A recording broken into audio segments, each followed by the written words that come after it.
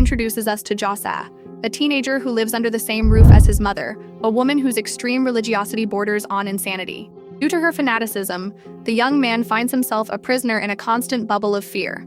The situation worsens when his mother forces him to kneel on coffee beans to pray, with the intention that he suffer physical pain and offer it to God as a sacrifice. While he suffers the torment, she remains seated in her rocking chair, praying with total tranquility.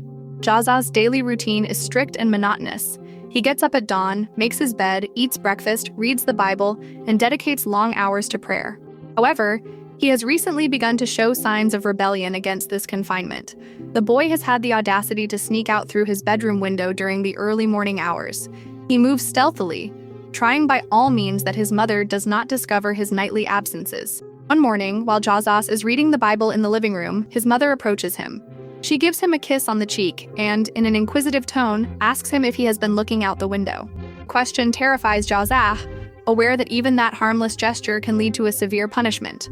Quickly, he shakes his head, avoiding looking her in the eyes. Despite his answer, his mother yells at him, warning him that if he ever thinks about going out to play with the children on the street or talking to the neighbors, he will be sinning, because everything outside is demonic. To purge any impure thought, she drags him to pray again. José's life passes between sadness and insomnia, with his escapes through the window being the only moments of happiness he experiences. Therefore, he continues getting up in the early morning to get dressed and jump to the outside. In the street, he watches the children playing with bicycles and groups of young people chatting. While the others have fun listening to music, he sits isolated in a corner, drawing crosses on the pavement with a piece of chalk, trying to purify the supposed sinful act of being away from home. However, that night the situation changes drastically. Upon returning home, José sets his own bedroom on fire using a flare. Thick smoke awakens his mother, who rushes to the room to confront him. Desperate at the sight of the flames, she asks what he has done.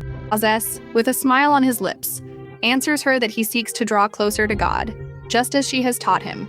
He explains to her that he has read in the scriptures in the second book of Samuel that the brightness of God is so strong that it kindles burning coals. Narration concludes with this scene, leaving in the air the doubt about the mental state of both characters as the fire advances.